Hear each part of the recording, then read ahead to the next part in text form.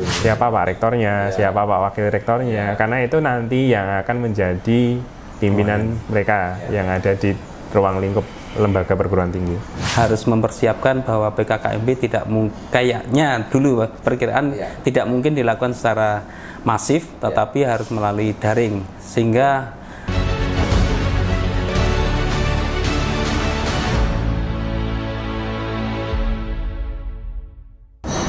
Assalamualaikum warahmatullahi wabarakatuh. Waalaikumsalam. Jumpa lagi dengan saya Syekh Amani di channel kesayangan Anda, Kedung TV, Semangat Berkarya dan Inovatif. Bahagia sekali pagi ini saya ada di satu tempat yang istimewa, di sebuah kampus yang besar di Magelang bernama Universitas Tidar, yang di masa pandemi ini sama seperti kampus-kampus yang lain kelihatan sepi dari aktivitas, terutama dari mahasiswa. Mungkin di kampus lain juga sama, dan tadi saya sempat berkeliling juga di luar kebiasaan. Ini biasanya mahasiswa lalu lalang, ini sepi sekali, namun di perkantorannya tetap ada. Dan saya sudah bersama dengan narasumber kita, pertama Bapak Profesor Dr. Sugiarto MSI. Beliau adalah Wakil Rektor 3 yang membidangi kemahasiswaan, Prof, ya.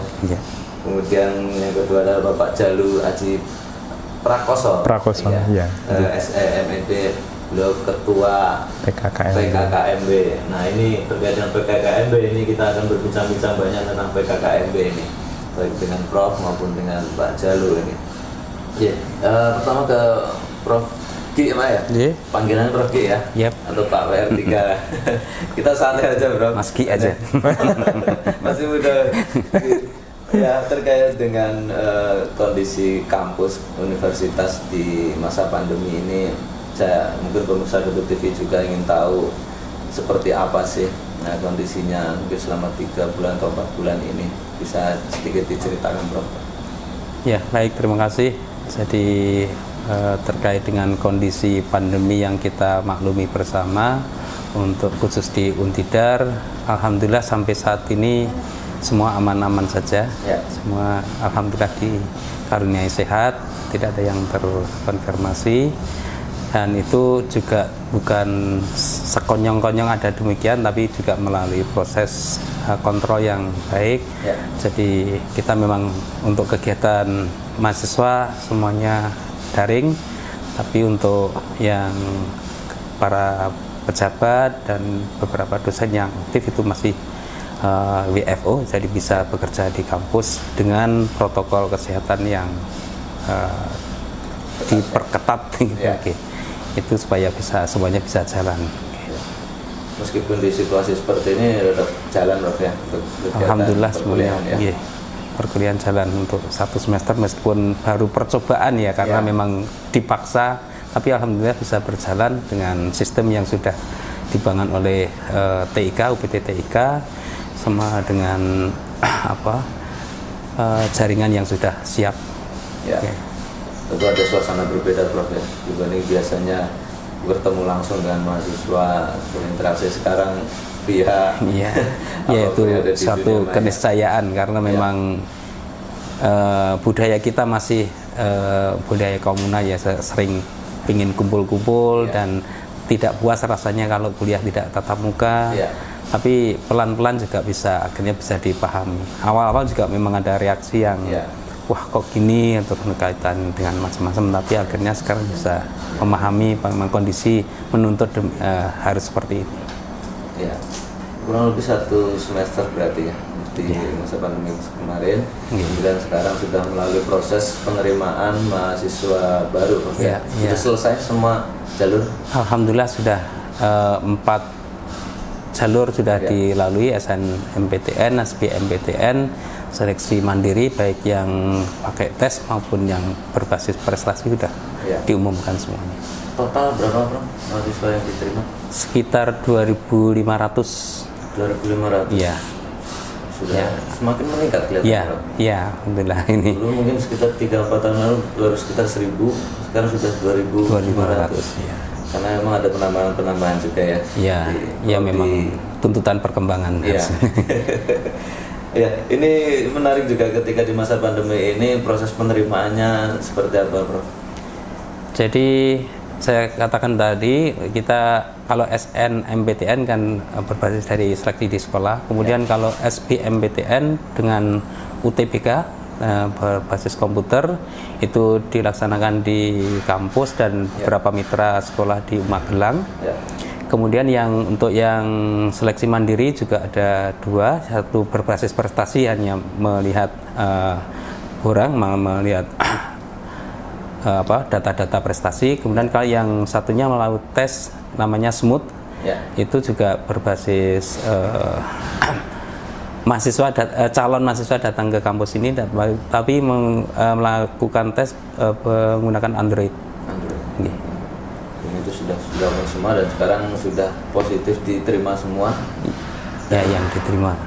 Ini biasanya ada ospek, ada apa istilahnya pengenalan kampus baru. Ini di masa seperti ini tentu ada format baru. Ini yang perlu juga pemirsa Kedut TV dimanapun berada, masyarakat juga ingin tahu format barunya ini seperti apa. Kalau saya baca di buku panduan namanya PKKMB, betul Mas ya? Betul Mas. Pengenalan kehidupan kampus bagi mahasiswa baru. Ini menarik. Ini bisa diceritakan Prof, PKKMB ini seperti apa? Alhamdulillah dengan fenomena pandemi ini kita sudah memprediksi bahwa ini akan berlangsung lama. Kita dari awal sudah harus mempersiapkan bahwa PKKMB kayaknya dulu perkiraan tidak mungkin dilakukan secara masif, tetapi harus melalui daring. Sehingga alhamdulillah saya menemukan teman-teman muda yang bisa kami ajak kerjasama, diberdayakan, yang diketuai oleh Mas Jalu ini, langsung membuat tim yang cukup tangguh. Saya sangat bersyukur. Ini untuk Untidar sejak awal sudah siap dengan PKKMB secara daring. Ada panduan resmi dari Kementerian PKKMB ini? Sudah ada, tapi panduan awal itu belum secara eksplisit menyatakan daring. Tapi kemudian 1 bulan yang lalu ditambahi surat pemberitahuan bahwa PKKMB wajib daring. Tapi kita sudah siap bahwa sebelum muncul surat edaran itu kita sudah siap bahwa memang kita lakukan secara daring.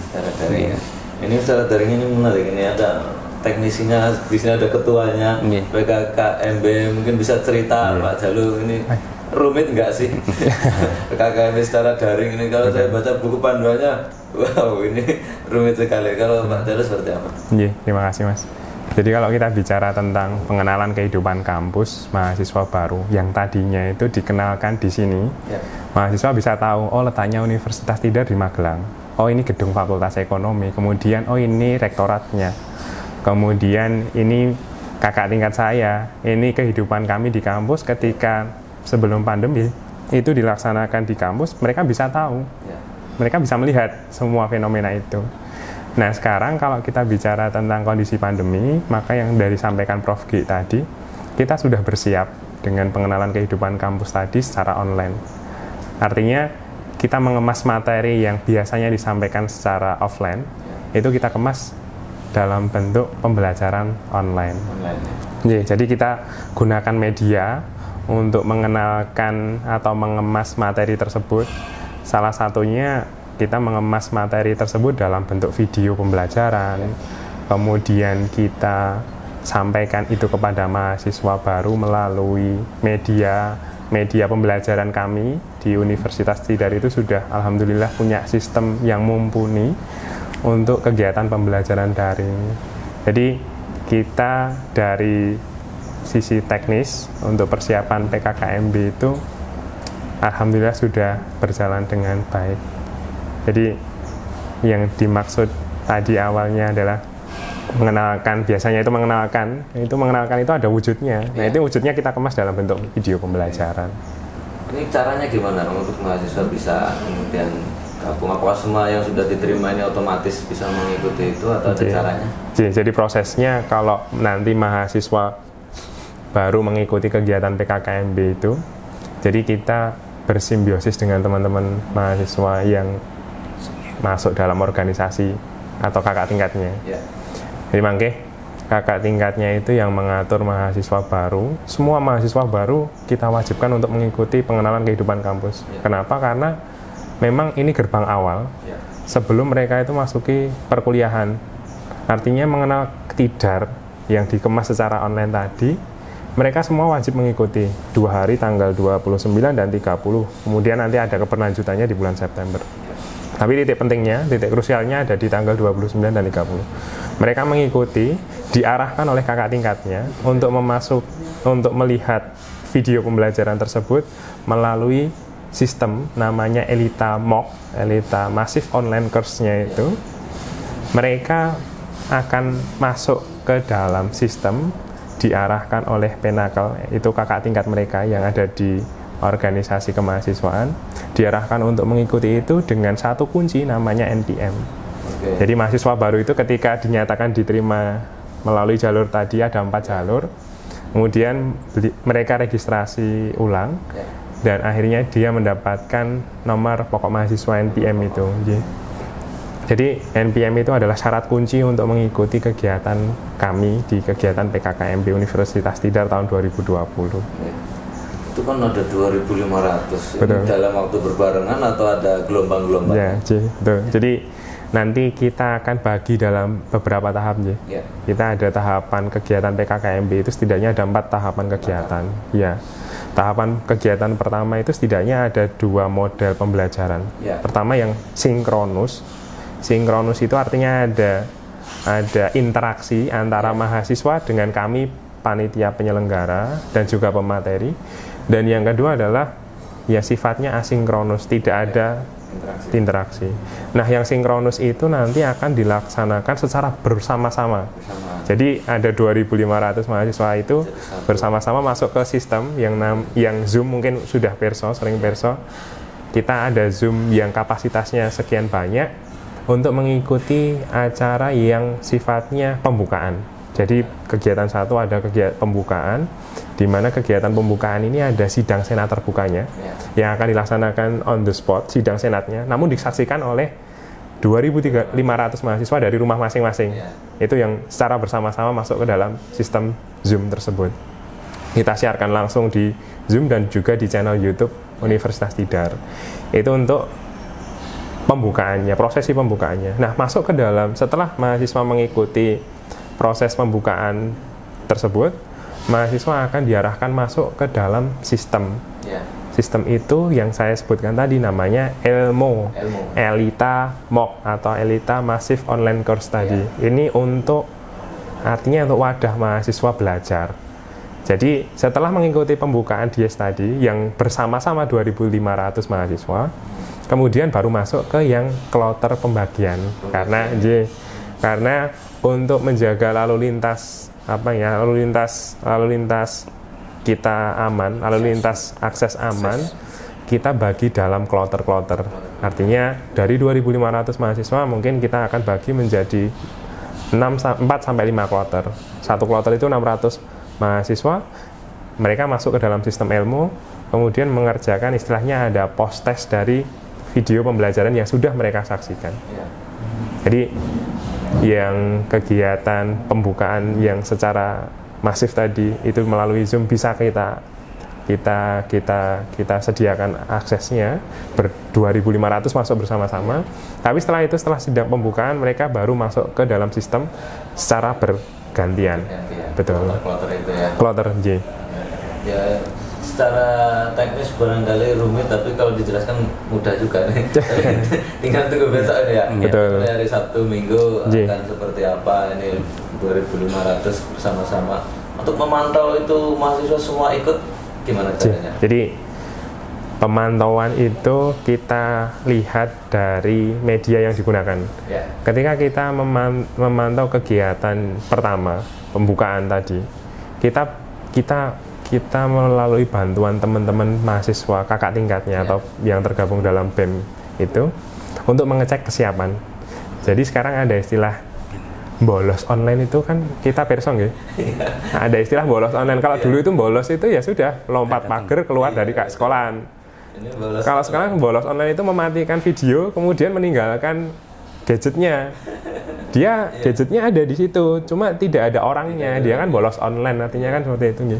Nah, untuk mereduksi artinya kita menghindari hal-hal seperti itu, di pembukaan itu kita minta tolong kepada kakak tingkatnya ketika nanti ada mahasiswa yang kita tahu kok dia mematikan videonya, kemudian dia tidak dipanggil, tidak ada, itu menjadi salah satu alat bagi kami mengontrol melalui kakak tingkatnya. Jadi walaupun mereka masuk ke dalam sistem Zoom, mereka juga ada grup kelompok masing-masing yang dikelola oleh yang dikelola oleh kakak tingkatnya, baik itu melalui media Telegram maupun WhatsApp grup. Jadi terpantau, artinya walaupun mereka itu mengikuti dari rumah masing-masing, tapi kita bertanggung jawab untuk mereka kita arahkan untuk bertanggung jawab mengikuti kegiatan itu. Itu yang pembukaan. Lalu ketika masuk ke sistem ilmu, kita kontrolnya juga ada, Mas. Artinya proses mereka mengikuti PKKMB daring itu kan dari pembukaan kemudian masuk ke dalam sistem, mereka melihat video pembelajaran. Nah, apakah dia melihat video pembelajaran itu dengan baik dan benar? Kita ada kontrolnya. Ada kontrolnya, Artinya kita menyediakan beberapa materi. Setidaknya ada 3 materi besar yang akan kita sampaikan dalam kegiatan PKKMB. Wawasan bela negara, kemudian sistem pendidikan tinggi, dan juga stimulus pendidikan bagi mahasiswa. Nah, 3 materi ini kita kemas dalam video pembelajaran. Kemudian mahasiswa akan menyaksikan beberapa video untuk 3 materi tersebut. Nah, karena kembali lagi mereka di rumah, apakah kita bisa memastikan dia menyaksikan video itu dengan baik dan benar? Maka kita ada kontrol melalui post test. Ada tesnya. Betul. Jadi video pembelajaran itu berupa materi, kemudian apakah dia itu menyaksikan materi atau tidak nanti akan ketahuan di post testnya yang kita sediakan dalam Elita MOOC tadi. Video pembelajaran itu dikirimkan sebelumnya atau pada saat itu? Sudah kita siapkan, kita siapkan dulu. Bisa disiapkan, karena sifatnya kan asinkronus tadi, sewaktu-waktu bisa disaksikan. Dan juga pengisinya nanti yang ada yang mengisi materi pembelajaran itu, kita juga alhamdulillah Prof, kita menggandeng beberapa tokoh baik nasional maupun tokoh di daerah Magelang. Tokoh nasional nanti insya Allah Pak Ganjar Pranowo yang akan ikut serta dalam pembukaan PKKMB kita. Kemudian nanti ada Gus Mus, tokoh agamis, nasionalis agamis, Gus Mus, Gus Yusuf. Kemudian ada dari Kementerian Pendidikan Tinggi, Pak Dirjen yang akan mengisi. Kemudian juga ada dari Kementerian Daerah. Ya, artinya ada perguruan tinggi juga di sekitaran sini, Akademi Militer, itu juga Pak Gubernur Akmilnya juga mengisi dalam materi kita. Artinya kita itu menyambut mahasiswa baru, tidak hanya dari internal kita yang menyambut, tapi juga kalau bahasa klisenya mahasiswa sekarang, semesta menyambut, Prof, artinya semesta menyambut. Iya. Apa ya istilahnya, kalau ada nih mungkin ya mahasiswa, ada antisipasi nggak ketika mahasiswa di luar sana yang daerahnya sulit, betul, ada internet atau bahkan dari keluarga tidak mampu, susah untuk kuota, ada antisipasi nggak? Ya. Atau mungkin Prof? Ini juga sudah kita perkirakan dari depan dengan berita-berita kemarin bahwa ada yang akses di jalan dan sebagainya. Betul. Maka untuk tahap awal kita melakukan survei dulu. Dari kepemilikan dari calon mahasiswa baru Untidar itu sudah dibagikan kuesioner tentang fasilitas yang dimiliki. Nah, sehingga nanti kita bisa memetakan berapa persen dari mahasiswa baru Untidar ini yang bisa mengakses kegiatan PKKMB ini. Andaikan saja ini kebetulan data belum terkumpul, ada yang belum terfasilitasi, ya nanti akan ada kebijakan khusus untuk perlakuan bagi mereka yang selama PKKMB belum bisa mengakses internet dengan baik.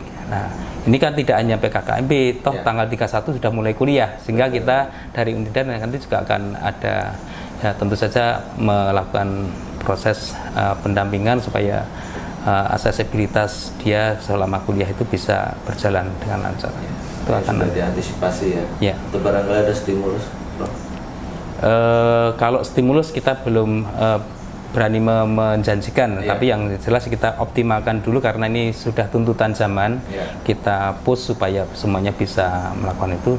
yang hanya yang kepepet saja, nanti tentu saja kita akan mencari terobosan-terobosan untuk atau mungkin ada sosialisasi sebelumnya atau permintaan sebelumnya ketika pembukaan sidang senat dan selanjutnya sudah disiapkan nih, barangkali yang tidak punya kuota bisa numpang dulu wifi gitu ya terdekat itu kan, ada juga seperti itu. Ya kita sarankan untuk mengarah ke sana, tapi karena ini sudah merupakan kebutuhan, nanti mulai 29, 30, 31 sudah mulai kuliah, juga mau nggak mau kan terus-menerus membutuhkan daring. Jadi juga harus bagi mahasiswa baru ya harus mengadaptasikan diri untuk bisa memiliki fasilitas itu. Bagaimana caranya? Mudah-mudahan semuanya lancar. Mahasiswa yang di luaran sana dimanapun berada juga bisa mengikuti semuanya. 2.500 kuota apa di sini apa namanya untuk datanya sendiri basicnya, jadi teknisnya sendiri sudah cukup mumpuni ya. Insya Allah. Dengan 2.500 ketika bersamaan. Betul. Ya, insya Allah kita sudah, insya Allah siap dengan kapasitas 3.000 akses yang bisa mengakses itu. Terus juga mungkin barangkali terobosan ke depan ketika mahasiswa itu memang di rumahnya susah, kalau dihitung secara ekonomi tiap hari harus mundar-mandir ke kota. Ya mungkin bisa disarankan datang saja ke nanti bisa akses di kampus melewat wifi kan bisa. Kalau itu kan satu peluang bagi kita yang memfasilitasi bagi mereka yang tidak mampu. Dalam kegiatan PKKBM tadi disebutkan ada wawasan kebangsaan, ada berapa totalnya dalam kegiatan PKKMB ini? Kalau materi besar kita kelompokkan jadi 3. Tadi ada wawasan kebangsaan, kemudian sistem pendidikan tinggi, dan juga ada stimulus kemahasiswaan. 3 materi besar ini kalau di breakdown jadi 8, Mas. Artinya ada 8 itu mulai dari cinta tanah air, karena itu ada juknisnya dari kementerian, kita bisa mengikuti juknis tersebut, namun juga bisa mengurangi atau menambahkan. Nah dari 3 materi ini, kemudian 3 materi besar tadi ketika dijabarkan jadi 8 materi, itu harus diikuti melalui 4 tahapan kegiatan tadi yang saya sebutkan di awal. Tahapan kegiatan 1 itu terkait dengan wawasan kebangsaan, isinya cinta tanah air, bela negara, kemudian revolusi mental yang sekarang digencarkan oleh pemerintah pusat. Betul. Kemudian di kegiatan 2, tahapan kegiatan 2 itu kita mengenalkan sistem pendidikan tinggi, tapi yang ruang lingkupnya adalah di tingkat universitas. Karena di tingkat universitas kita tahu ada sistem pendidikan tinggi dinamakan dengan rektorat, itu siapa saja. Jadi mahasiswa baru itu nanti sebelum mereka datang ke Magelang tapi sudah perso dulu. Siapa Pak Rektornya, siapa Pak Wakil Rektornya, karena itu nanti yang akan menjadi pimpinan mereka yang ada di ruang lingkup lembaga perguruan tinggi. Kemudian di tahapan kegiatan 3 itu ada materi terkait dengan sistem pendidikan tinggi, namun ranahnya dengan tingkat-tingkat fakultas. Karena perbedaannya adalah di rektorat kan mereka tidak bisa bersinggungan langsung dengan kegiatan akademis mahasiswa. Nah di fakultas itu nanti kalau diturunkan menjadi program studi, mereka yang punya mahasiswa, artinya perlakuannya akan berbeda. Nah di tingkat fakultas mereka akan mengenalkan istilahnya nanti kayak perwalian, KRS-an, bimbingan akademik dan lain sebagainya, itu akan disampaikan melalui tahapan kegiatan ketiga itu. Kemudian untuk tahapan kegiatan keempat, ini materi terkait dengan stimulus kemahasiswaan, Mas. Artinya stimulus kemahasiswaan itu kita tahu di kemarin sebelum pandemi berlangsung itu di tingkat perguruan tinggi masuk istilahnya paham-paham radikal. Nah itu juga menjadi materi yang dimasukkan ke dalam juknis. Kemudian kita menyampaikan itu, artinya ini tidak ada materi muatan dengan perkuliahan, tapi itu harus disampaikan. Seperti intoleransi dan radikalisme. Kemudian tentang pemahaman terkait dengan lingkungan, kebencanaan, kemudian ada istilahnya dengan, karena tagline kita adalah kampus dengan wirausaha, kita juga akan memberikan stimulus berupa webinar nanti, dikemas dalam webinar, yang materinya terkait dengan kewirausahaan. Kita tahu bahwa tokoh-tokoh nasional, tokoh-tokoh muda kita yang sukses menjadi wirausaha itu juga memiliki background pendidikan tinggi kan juga banyak. Maka kita arahkan mahasiswa kita itu juga punya wawasan seperti itu. Dan terakhir kita juga akan memberikan stimulus itu berupa ketika mahasiswa itu menjadi mahasiswa, ketika nanti akan berkancah atau memiliki wawasan ke tingkat yang lebih tinggi internasional, itu seperti apa? Ada istilahnya materi tentang mahasiswa go internasional. Jadi komplit lah paketnya untuk pengenalan kehidupan kampus itu. Kalau pengenalan kegiatan kemahasiswaannya sendiri ada juga? Betul, kami tidak juga melupakan kegiatan kemahasiswaan karena ibaratnya yang saya sampaikan tadi kan banyak ke sistem pendidikan dan lain sebagainya yang itu akademis banget gitu.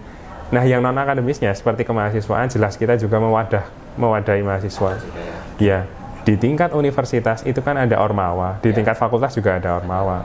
Di tingkat universitas ormawa juga kita berikan wadah. Mereka diberikan kesempatan untuk mengenalkan diri dalam video profilnya. Jadi teman-teman di ormawa itu membuat video profil terkait ormawanya dan semua. Itu dikemas dalam sebuah narasi. Jadi narasinya seperti mengalir. Mahasiswa sekarang betul satu video itu sudah mengenalkan banyak UKM dan mahasiswa sekarang luar biasa kreatifnya. Jadi kita hanya menyampaikan tolong dibuatkan video profil tentang UKM itu, dan dia membuat video profilnya itu dengan sangat-sangat mengalir. Itu di tingkat universitas dan di tingkat fakultas mereka juga mengenalkan. Dan harapannya dari pengenalan video profil itu teman-teman mahasiswa baru tertarik untuk mengikuti atau menjadi bagian dari organisasi mahasiswa, karena sekarang soft skill juga dituntut untuk dikembangkan di tingkat universitas. Ini keterlibatan semua elemen di kampus sangat terlibat semua ini. Dari mahasiswa juga. Sampai bikin video profil. Ini yang saya ini yang saya bersyukur. Jadi ternyata semuanya tanggap terus. Bahasa Jawanya cancut tali wonten semuanya langsung bisa melakukan persiapan ini. Mudah-mudahan nanti eksekusinya baik, tapi kalau materi untuk yang disampaikan insya Allah semuanya sudah siap baik dan sudah kita kontrol tiap waktu secara periodik. Dan tadi mungkin ada satu materi yang belum disampaikan, itu konsep Kampus Merdeka Belajar dari Kampus Merdeka itu di bagian 2 itu. Jadi ini kan dengan Pak Menteri, Mas Menteri ini kan ada mengajukan konsep itu. Maka salah satu materinya juga nanti disampaikan bagaimana kita menghadapi adanya tawaran tentang konsep Merdeka Belajar dan Kampus Merdeka itu, antara lain dengan bolehnya mengambil mata kuliah di prodi yang lain atau fakultas yang lain, bahkan universitas yang lain, bahkan internasional. Ini ada, alhamdulillah Untidar juga ini dapat program pertukaran ini lumayan banyak. Ada 7 prodi atau berapa, ada banyak mahasiswa yang dapat program ini tahun ini. Sehingga ini pun juga harus diperkenalkan sehingga nanti mahasiswa baru siap untuk go internasional tadi. Makanya kita bekali juga untuk go internasional. Ini sudah paket komplit ya. Konsep Kampus Merdeka sendiri baru ya? Ya, sejak Mas Menteri ini. Istilahnya saja, tapi sebenarnya konsep itu udah lama. Ada, tapi kemasan Mas Menteri sekarang. Dipromosikan. Ketika saya membaca buku panduan itu, di sana disebutkan juga ada standar mutu. Itu mungkin bisa dijelaskan, Bro. KKMB ini ada standar mutunya itu seperti apa? Alhamdulillah juga ini saya bersyukur yang dilibatkan Mas Jalu dalam panitiaan ini berbagai elemen ya, dari ahli pendidikan, ahli ya tentang komunikasi dan sebagainya, sehingga kita mengukur mutu ataupun jaminan mutu kegiatan ini sudah terancang dari awal. Dari segi lini mungkin rinciannya bisa disampaikan Mas Jalu, ada paling tidak 3 mutu yang dituntut itu. Dan semuanya sudah tersedia acuannya, tinggal nanti mengeksekusi. Dan kami juga dalam hal ini ada tim monitoring dari SPI juga kita libatkan, sehingga nanti baik atau buruk bukan internal yang menilai, tapi dari pihak eksternal yang nanti akan menilai ini berhasil atau tidak, tepat sasaran atau tidak. Sedangkan untuk poin-poinnya mungkin bisa diceritakan Mas Jalu untuk poin mutunya. Terkait dengan mutu yang kita, artinya mutu dari penyelenggaraan kegiatan kami Setidaknya kalau kita bicara tentang mutu tadi sampaikan Prof. Ki, kita itu di kepanitiaan ada istilahnya monitoring dan evaluasi. Beliau yang panitia di bidang tersebut yang akan menjamin ketercapaian dari apa yang sudah kita targetkan. Pertama dari sistem. Kalau dari sistem kita bicara tentang kesiapan sistem yang akan kita gunakan. Kalau kita bicara mutu, sistemnya tidak layak juga tidak akan bermutu hasilnya. Mutu yang akan kita capai dari sistem itu ketersediaannya dan aksesibilitasnya. Kalau kita bicara sistem akses kita, insya Allah di Universitas Tidar itu terkait dengan sistem dari segala lini sudah tersedia nih, Bro. Tidak hanya PKKMB, pembelajaran pun sudah ditunjang dengan sistem. Artinya sebelum pandemi kemarin pun kita sebenarnya sudah siap dengan pembelajaran online. Nah, itu satu dari komponen sistem. Kedua, komponen kepesertaan. 2.500 mahasiswa mengikuti kegiatan online. Nah, bagaimana kita bisa menjangkau? Artinya bagaimana kita bisa memastikan 2.500 mahasiswa itu mengikuti? Tadi kita bicara tentang stakeholder yang akan berkecimpung dalam kegiatan ini. Mahasiswa punya kontrol, kita dosen dan juga tenaga kependidikan juga punya alat untuk mengontrol. Sebelum mereka mengikuti kegiatan PKKMB, tadi sudah disampaikan Prof. Bi, ada Google Form yang kita sebarkan ke mahasiswa. Kita harus mengetahui kondisionalnya dulu mahasiswa seperti apa. Ada yang mungkin rumahnya di kota, akses internet gampang. Tapi mereka yang rumahnya dari jalan raya itu 15 km masuknya, sinyal saja nggak ada, apalagi internet gitu. Nah, maka kita juga harus istilahnya kalau di Jawa metani ya, Bro. Metani kita harus cari tahu apakah dia itu mampu untuk mengikuti PKKMB dari sisi mahasiswanya.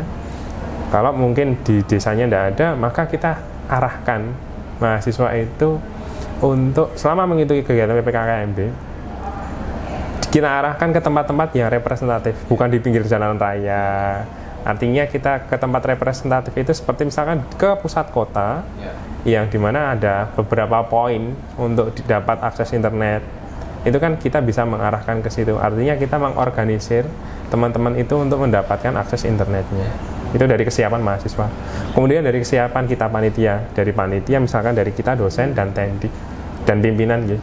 Artinya kita selalu mengadakan istilahnya koordinasi dari persiapan dulu hingga kemarin kita melakukan final checking terkait dengan panitiaan kita melakukan koordinasi setiap saat, setiap waktu untuk menghasilkan tadi luaran kita adalah kegiatan PKKMB berjalan dengan baik dan benar. Betul. Sebelumnya ada simulasi, semacam simulasi gitu. Untuk simulasi besok insya Allah kita laksanakan hari Jumat. Kita simulasi dulu. Dan yang untuk penjaminan mutu yang jelas kita sudah punya konsep sertifikasi. Yang lulus dan tidak itu kita tunjukkan dengan sertifikat. Betul. Kalau belum bisa, semuanya harus. Kalau tidak bisa tuntas mengikuti, belum bisa mengakses materi, ya nanti tidak dapat sertifikat. Dan sertifikat itu nanti akan kita nilai untuk yang kami merancang adanya SKP,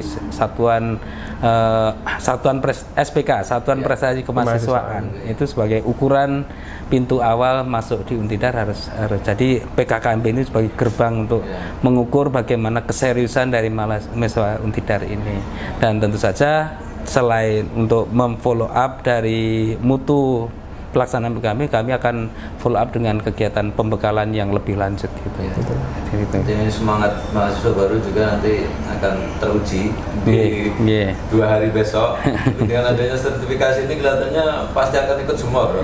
Iya, karena biasanya untuk mencari beasiswa.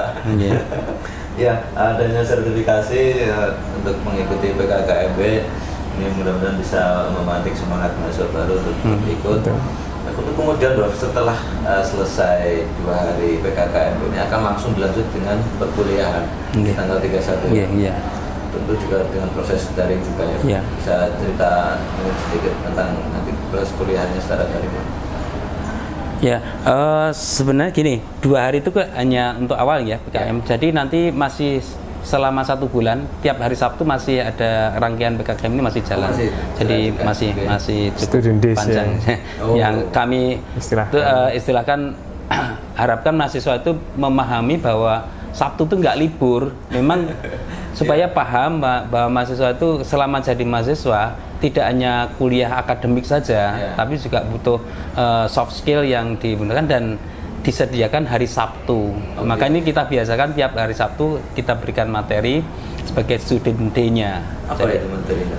Materinya masih ya rangkaian yang disebutkan tadi, termasuk yang wirausaha, cinta lingkungan, baksos, terus pemahaman tentang prestasi kemahasiswaan itu apa saja, misalnya KDMI, ada yang dilomba-lombakan itu kita sosialisasikan tiap hari Sabtu. Jadi itu rangkaian nanti ya memang uji mental juga Pak. Bagi mahasiswa baru nanti sudah 2 hari Sabtu Minggu mengikuti kegiatan PKKMP awal, Senin sudah mulai kuliah, terus Sabtu masih mengikuti kegiatan lanjutan dari PKKMP. Nah, untuk perkuliahan memang kebijakan untuk tahun ini karena memang sudah ada edaran dari Menteri tetap untuk kuliah tetap harus daring. Jadi ya tentu saja nanti disampaikan di pas PKKMP bagaimana harus mengikuti perkuliahan itu saya rasa nanti sudah dijelaskan baik dari universitas maupun dari fakultas. Jadi mata kuliahnya termasuk ngisi KRS-nya itu hari Ahadnya, hari Minggunya itu sudah Insya Allah siap. Kalau di Untida sendiri kan sudah ada Elita, ada Simokul, jadi itu sistemnya sudah siap. Artinya ini tinggal menunggu waktu pelaksanaan dan semuanya lancar. Mahasiswa di luar juga tetap semangat meskipun kuliah dari rumah. Karena ini untuk anak-anak pendidikan yang di SD, SMP, SMA juga cuma dari rumah. Kalau mahasiswa yang ingin ke kampus sendiri boleh enggak, Bro? Boleh. Mungkin yang daerah Magelang sendiri atau tetap aja pengen lihat kampusnya gitu.